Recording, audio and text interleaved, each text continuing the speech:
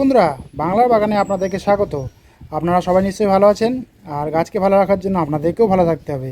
তো দেখুন, এই সেই দুর্বল ও রুগ্ন মানে দেশি ভ্যারাইটির জবা গাছটি দেখেছেন দেখেন বেশ কেমন ভালো চেহারা আর কি আমি আনতে পেরেছি। দেখেছেন, মানে আপনাদেরকে পুরো গাছটা আমি দেখাচ্ছি, মানে এত লম্বা হয়ে গেছে গাছটা। দেখেছেন বেশ অনেক কটি কুঁড়িও কিন্তু এসছে এই দেশি ভ্যারাইটি জবা গাছে। দেখেছেন, আপনাদেরকে আমি দেখাচ্ছি। দেখেন এই কুঁড়িগুলি এসেছে। আশা করছি এইবার আমি এই গাছ থেকে বেশ ভালো ফুল পাবো। দেখেছেন কুঁড়িগুলো সাইজগুলি কিন্তু বেশ ভালোই, বেশ একটু ধীরে ধীরে বড় হচ্ছে, তবে একটু সময় লাগবে। তো এই গাছটাকে যে আমি একদম মানে ছোট্টবেলা থেকে চারা করে মানে কাটিং পর্যন্ত আমি করেছি, এবং তারপরে এত বড় করে আমি যে মানে এই গাছে কুঁড়ি আনতে পেরেছি, ফুলও আমি আশা করি কিছুদিনের মধ্যে পাবো। তো তার জন্য আমি নিজেই আর কি খুশি হয়েছি খুব আর কি। তো এই দুর্বল ও রুগ্ন জবা গাছকে কীভাবে আপনারা পরিচর্যা করবেন আপনাদের বাড়িতে, সে ভিডিওটিও আমার চ্যানেলে দেওয়া আছে। আপনারা আমার চ্যানেলে প্রবেশ করে দেখে নেবেন। তাহলে আপনাদের বাড়িতে যদি এরকম দুর্বল ও রুগ্ন জবা গাছ থাকে, আপনারা সহজেই কিন্তু এরকম পুরো এত বড় ঝাঁকড়া করতে পারবেন।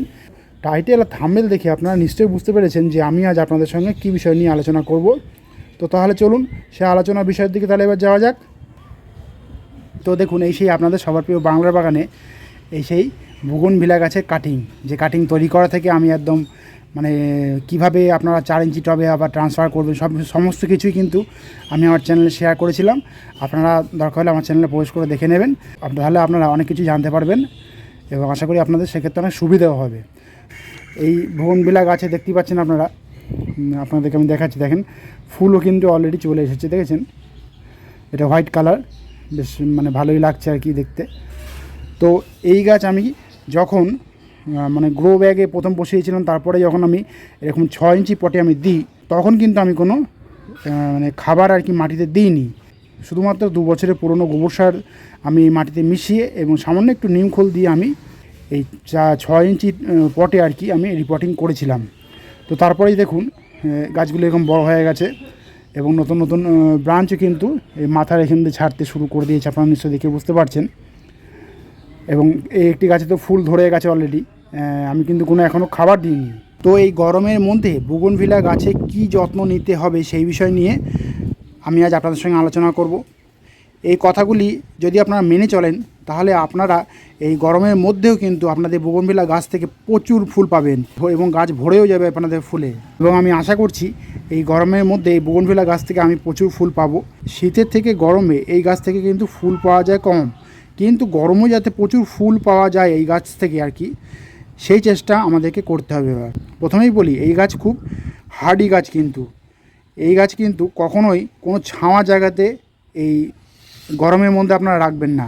অনেকে ভাবছেন যে এই গরম পড়ছে খুব, একটু শেড এরিয়াতে রাখি, কিন্তু শেড এরিয়াতে রাখলে হবে না। বুগনভিলা গাছকে যত বেশি সানলাইট দেবেন, তত বেশি কিন্তু মানে ভালো ঝাঁকড়া হবে, এবং ফুলের পরিমাণটাও কিন্তু বৃদ্ধি পাবে খুব তাড়াতাড়ি। সেই জন্য বলছি, এই গাছকে কিন্তু কখনোই শেড এরিয়ার মধ্যে রাখবেন না, ওপেন সানলাইটের মধ্যে রেখে দিন। পরে আসি, এই গাছের প্রুনিং কিন্তু অবশ্যই করতে হবে, তাহলে গাছটি বেশ ভালো ঝাঁকড়া হবে। কারণ এই গাছ ঝাঁকড়া না করলে কিন্তু ফুলগুলি দেখতে খুব একটা ভালো লাগে না। এই গাছ ঝাঁকড়া হবে এবং গাছ ভর্তি করে ফুল হবে, তখন কিন্তু দেখতে খুব ভালো লাগে। মানে কি বলবো, একটা কথা আপনাদেরকে বলি। দেখেন, এই গাছে কিন্তু এরকম লম্বা ডাল গজিয়েছিল, কিন্তু আমি করেছিলাম কি, মানে এটা আমার একটা পর্যবেক্ষণের জন্য আমি করেছিলাম। আপনারা নিশ্চয়ই দেখতে পাচ্ছেন, এই গাছকে কিন্তু আমি প্রুনিং করে দিয়েছিলাম। দেখেন, তারপরে কিন্তু 1 2 3 3টি ডাল কিন্তু আমি পেয়েছি। এর ফলে হবে কি, গাছটা খুব ভালো ঝাঁকড়া হবে, এবং ফুলের মানে পরিমাণটা আমি আশা করি গাছ ভর্তি করে পাবো। আপনারাও কিন্তু যাদের ছোটো গাছ আপনারা নার্সারি থেকে সদ্য নিয়ে এসেছেন, তারাও কিন্তু এইভাবে একটু মানে মাথাটা আর কি কেটে দেবেন, তা নাহলে কিন্তু একদম লম্বা হয়ে যাবে অনেকটা বেশি। যত বেশি ব্রাঞ্চ আসবে, তত বেশি কিন্তু ফুল এই গাছে আসবে। তো আপনাদের মনে প্রশ্ন এখন আসতেই পারে যে প্রুনিং তাহলে কখন করব আর কি। তো দেখুন, যখন এই ফুলগুলি মানে একদম মাথার দিকে এই ফুলগুলি যখন শুকিয়ে যাবে আর কি, তখন একটা সফট প্রুনিং করে দেবেন। বর্ষার আগে এই গাছে কিন্তু হার্ড প্রুনিং করা যাবে না, এই কথাটা আপনারা মাথায় রাখবেন। এখন কিন্তু আপনার হার্ড প্রুনিং করবেন না। এই ফুলগুলি যে শুকিয়ে যাবে বললাম, মাথা থেকে আর কি কেটে দেবেন, তাহলে একটা নর্মাল প্রুনিং একটা বা সফট প্রুনিং যাকে বলা হয়, সেই সফট প্রুনিং একটা হবে। তো দেখেন, এই দুটি গাছে কিন্তু আমি সফট প্রুনিং করে দিয়েছিলাম বলেই কিন্তু নতুন নতুন ব্রাঞ্চ আসতে শুরু করেছে। এই ব্রাঞ্চগুলি থেকে আমি আশা করছি ফুল পাবো বেশ ভালোই আর কি। তো এবারে আসি এই গাছ জল কেমন পছন্দ করে। এই গরমের মধ্যে কিন্তু টবের মাপ বুঝে এবং মানে পরিমাণ বুঝে, মাপ এবং পরিমাণ দুটোই বুঝতে হবে, দিয়ে কিন্তু জল দিতে হবে। দরকার হলে সকালে এবং বিকালে জল দিতে হবে, কিন্তু বেশি জল দিলে কিন্তু একদমই হবে না, তাহলে কিন্তু গাছের ফুল সহজে ধরবে না। একটু মাটিতে জলের টান ভাবটা বজায় রাখবেন। তো এবারে বলি, এই গাছের বয়স কিন্তু বেশি না, আপনারা নিশ্চয়ই দেখেছেন আমার আগের ভিডিওগুলো, মানে সদ্য করেছি আমি এই চারাগুলো আর কি, তারপরে বসিয়েছি আমি। তাই এবারে করব কি, এতদিন কিন্তু আমি এই গাছে খাবার দিইনি। আপনারা যেমন এই গাছটিতে আপনারা যেমন দেখছেন, খাবার না দেওয়ার আগেই কিন্তু ফুল চলে এসেছে অলরেডি। তো এই গাছে কিন্তু একটা খাবার আমি আজকে দেব। তো সেই খাবারটি কি সেটি আমি আপনাদেরকে বলবো, আপনারা মনোযোগ সহকারে কিন্তু এই ভিডিওটি দেখবেন, স্কিপ করবেন না, তাহলে আপনারা অনেক কিছু জানতে পারবেন না। তো দেখুন এখানে এই গাছে আমি মোট 4টি উপাদান মিশিয়ে কিন্তু একটি খাবার আমি তৈরি করব। এই 4টি উপাদান দিয়েই এই খাবারটি তৈরি করে আমি এই বোগনভিলা গাছে দেব। তো দেখুন এখানে নিয়েছি আমি প্রথমে যে খাবারটি আপনারা দেখতে পাচ্ছেন, এটা কিন্তু পুরো সম্পূর্ণ জৈব। এতে আছে সরষের খোল গুঁড়ো, বাদাম খোল গুঁড়ো, গোবর সার, নিম খোল, এইগুলো মিশিয়ে কিন্তু আমি এই খাবারটি তৈরি করেছি। এটা সম্পূর্ণ জৈব। তো আমি এখানে নিয়েছি এই টেবিল চামচের 2 চামচ এই জৈব খাবারটি। তার পাশে দেখুন রয়েছে এখানে 05234। 05234 কেন দিচ্ছি, কারণ কিছু কিছু গাছে এখন এই যে গাছে যেমন ফুল এসছে, সফট প্রুনিং করেছিলাম বলে এই গাছে কিন্তু ফুল আসেনি, নতুন ডগা ছাড়তে শুরু করেছে, সেই জন্য আমি 05234টা আমি এখন দিচ্ছি, যেহেতু এই গাছে ফুল আনার দরকার আর কি। এবং এই 05234 কতটা পরিমাণে আমি নিয়েছি, এই চামচের হাফ চামচ বলতে পারেন 05234 আমি নিয়েছি। এর ঠিক পাশেই দেখুন রয়েছে মাইক্রোনিউট্রিয়েন্ট। এই মাইক্রোনিউট্রিয়েন্ট কিন্তু আমাদেরকে এখন থেকে কিন্তু এই গাছে দিতে হবে, যাতে কোনো রকমের পুষ্টির অভাব আর কি এই গাছগুলিতে না হয়, সেই জন্য আমাদেরকে কিন্তু আগে থেকেই ব্যবস্থাটা নিতে হবে। এই মাইক্রোনিউট্রিয়েন্ট আমি নিয়েছি এই চামচের হাফ চামচ। এই মাইক্রোনিউট্রিয়েন্টের পাশে রয়েছে ম্যাগনেসিয়াম সালফেট অর্থাৎ MgSO4। এই ম্যাগনেসিয়াম সালফেটটা কেন দিচ্ছি, কারণ এই গাছের পাতা কিন্তু কখনো যাতে হলুদ না হয় বা সাদা ফ্যাকাশে না হয়ে যায়, বা শিরাগুলি সবুজ থাকবে এবং পাতার মাঝখানগুলি হলুদ হয়ে যাবে, এরকম অবস্থা যাতে না হয়, সেই জন্য কিন্তু আগে থেকেই এই মাইক্রোনিউট্রিয়েন্ট আমি আমার এই গাছে প্রয়োগ করব। তাহলে কিন্তু গাছ সুস্থ থাকবে, এবং সুস্থ থাকলে আমাদেরও মনটা ভালো থাকবে, বেশ নিশ্চিন্তে আমরা থাকতে পারবো। 5টি উপাদান মিশিয়ে কিন্তু আমি এই খাবারটি আমি তৈরি করব।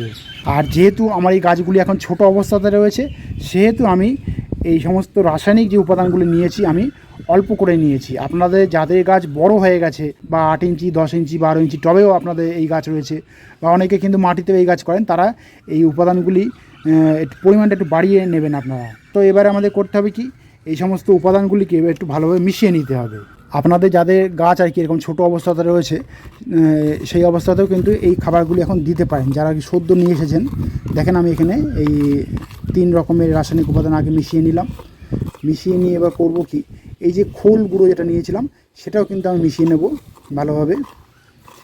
মিশিয়ে নিয়ে আমি এবার এই মিশ্রণটিকে আমি আমার এই বোগনভিলা গাছের টবের মাটিতে আমি প্রয়োগ করব। দেখেন ভালোভাবে মেশানো হয়ে গেছে। দেখেন এখানে 3টি যে বোগনভিলা গাছ রয়েছে আমার এখানে, এই 3টি গাছের টবের মাটি এরকম কাঁধ বরাবর খুঁড়ে নিয়েছি আমি।